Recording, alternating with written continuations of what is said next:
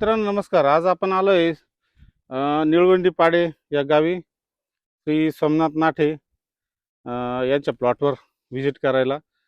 यांचं एप्रिल छाटणीचं जे महत्त्वाचं नियोजन आहे, 36 ते 38 काडी, परत सातत्य मागचे 5 ते 6 वर्षाच्या आधीपासून पण आपण 3 ते 4 वर्ष काउंट करतो की एकरी 15 टनाच्या पुढं त्यांचं टनेज राहतं आणि 100% हार्वेस्टिंग. एकही घड त्यांचा एक्सपोर्टचा मागे राहत नाही. 100% हार्वेस्टिंग होते. आणि काडी नियोजन, गर्भधारणेचं नियोजन. आता मागच्या वर्षी भरपूर लोकांना अडचणी आल्या गर्भधारणेला माल निघायला, पण त्यांच्याकडं मागच्या वर्षी माझे 2 ते 3 राऊंड झाले आणि 3 वेळा माल काढून टाकला.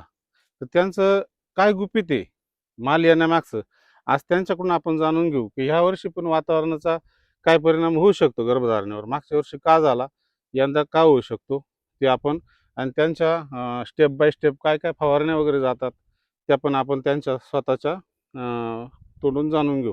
नमस्कार. नमस्कार. म्हटलं ह्या प्लॉटची छाटणी तारीख किती? हिची तारीख 1 मार्च.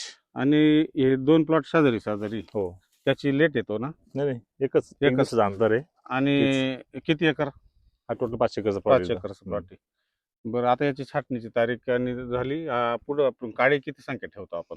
साधारण लास्टला 32. आणि पूर्ण आता तुम्ही छाटणीपासून तर टॉपिंग पर्यंत कसं नियोजन करतात ते तुमच्या शब्दात सांगा. छाटणी झाल्यानंतर साधारण आम्ही 30-32 दिवशी विरळणी करतो. विरळणी झाल्यानंतर 4-5 दिवसानंतर एक शूट एकसारखे आले तर टॉपिंग करतो. टॉपिंग झाल्यानंतर पुढं मग परत एकदा विरळणी करतो. आणि मग टॉपिंगच्या अगोदर आमचे बर्ड मास्टरचे एक स्प्रे होतो टॉपिंगच्या अगोदर, म्हणजे सपकेच्या अगोदर. आता हे बर्ड मास्टरचं तुम्ही बोलले, किती वर्षाचा तुमचा याचा अनुभव आहे? नाही, मी 2-4 वर्षापूर्वी रेग्युलर. हा ना. म्हणजे सपकेनच्या अगोदर एक स्प्रे मारतो. सपकेन झाल्यावर 2-4 पान आले तर त्यावेळेस एक स्प्रे मारतो, एक टॉपिंगच्या वेळेस मारतो. आता याला साधारण आता काल बगल काढली, बगल काढल्यानंतर आता अजून 2 किंवा 3 दिवस जाऊन देऊ, मग त्यावेळेस एक स्प्रे घेऊन टाकू. आणि बाकी लिओसिन नाही, लिओसिन चालतच नाही. बाकी 6BH चे आणि कमाप घेतो आम्ही. डोलसे घेतो, म्हणजे विगर दाबण्यासाठी. कमापचे 1-2 स्प्रे. आपल्याला एकाच कंपनीचं काही करायचं जे आहे तो मारतो आपण, ते सांगायचं आपल्याला. उन्हाळ्यात कसं आहे, जेवढी तुम्ही विगर दाबाल, जेवढं वॉटर मॅनेजमेंट, खताचं मॅनेजमेंट, तेवढा माल तुम्हाला जास्त येणार. 3 स्प्रे बर्ड मास्टरचे जातात. 3 स्प्रे. आणि दुसरं खतांचं नियोजन काय काय? पानदेट परीक्षण परीक्षण करून त्याच्या हिशोबाने जे येईल ते. हा ना. जे कमी. आणि आम्ही सेन्सर पण बसवलेलं आहे पाण्याचं, म्हणजे फसलचं बसवलेलं आहे. त्याच्या रेकमेंडनुसार पाणी देतो. पाणी साधारण आमचं 6व्या-7व्या दिवशी येतं 6 तास 20 मिनिटाचं हे आपलं वॉटर टँक. पण मग उन्हाळ्यात आता सपकेन झाली, आता इकडून पुढे थोडस 30% पाणी कमी करणार गर्भधारणेसाठी. आणि मागच्या वर्षीचा टनेज किती? मागच्या वर्षीचा टनेज साधारण दोन्ही प्लॉट मुळे ना, एकरी टनेज दोन्ही प्लॉट मुळे साधारण 490 क्विंटल माल गेला एक्सपोर्टला. आणि लोकलला काय 20-25 क्विंटल 5 एकर मध्ये.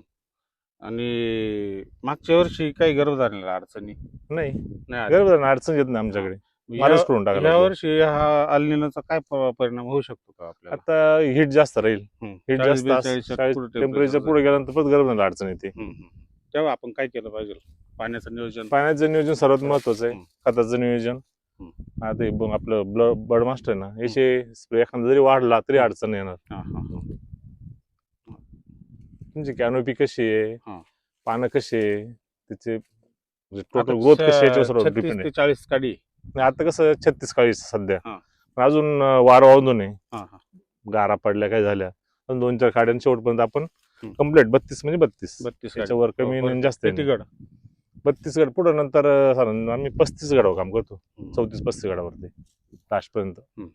तर मित्रांनो, एप्रिल छाटणीचं त्यांचं नियोजन तसं आपण व्हिडिओमध्ये दाखवणारच आहे. आणि काही शंका असल्यास त्यांचा नंबर खाली मेन्शन केलेला आहे. सोमनाथ नाठे, निळवंडी पाडे. सातत्य 10 ते 15 वर्षापासून एक्सपोर्ट.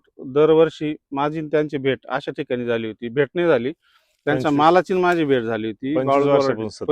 बाळू वराडे, म्हणून एक्सपोर्टर आहे, त्यांच्या युनिटला मी माल घेऊन गेलो होतो. तर एवढ्या मोठा साईजचा माल मी पहिल्यांदा पाहिला होता. त्यावेळेला मी बोललो हा माल कोणाचा आहे. तर तो माल सोमनाथ नाठे या माणसाचा होता. तर त्यांची माझी काहीच ओळख नव्हती. पण त्यानंतर मी सोमनाथ नाठे कोण, सोमनाथ नाठे कोण, सोमनाथ नाठे कोण असं करता करता माझे साडूंकडून त्यांची एकदा भेट झाली. तेव्हा आमची ओळख झाली आणि त्याच्यातून मैत्रीत रूपांतर झालं. तर माझे दरवर्षी या प्लॉटमध्ये 4 ते 5 राऊंड होता. खास बघण्यासाठी की सोमनाथ पाटलाचं काय सिक्रेट चालू आहे. तर यावर्षी सोमनाथ पण पाटील सिक्रेट काही जास्त कोणाला सांगते नाही, पण आपण त्यांच्याकडून काढायचा प्रयत्न करतो. यावर्षी पण 163 रुपये दिला होता. 163 रुपये या वर्षीचा हायेस्ट रेट होता. क्रिम्सन क्रिम्सन दिली होती 177 रुपये. 177 रुपये. हा थॉम्सन आहे, थॉम्सन सुधाकरचा नाही आपल्याकडे. सुद्धा आहे, पण ते तोडलं यावर्षी तोडला. तर धन्यवाद मित्रांनो. व्हिडिओ बघण्यासाठी फॉलो करा. सोमनाथ पाटलांचा नंबर आहे. काही शंका असल्यास एप्रिल छाटणीचं नियोजन किंवा पुढचं पण ऑक्टोबर छाटणीचं कधीही त्या माणसाला फोन करा. सुंदर आणि सरळ आणि चांगला सल्ला मिळेल. आडेवेडे घेऊन काहीच बोलणार नाही. सगळे 100% चांगलंच बोलतील. धन्यवाद. नमस्कार.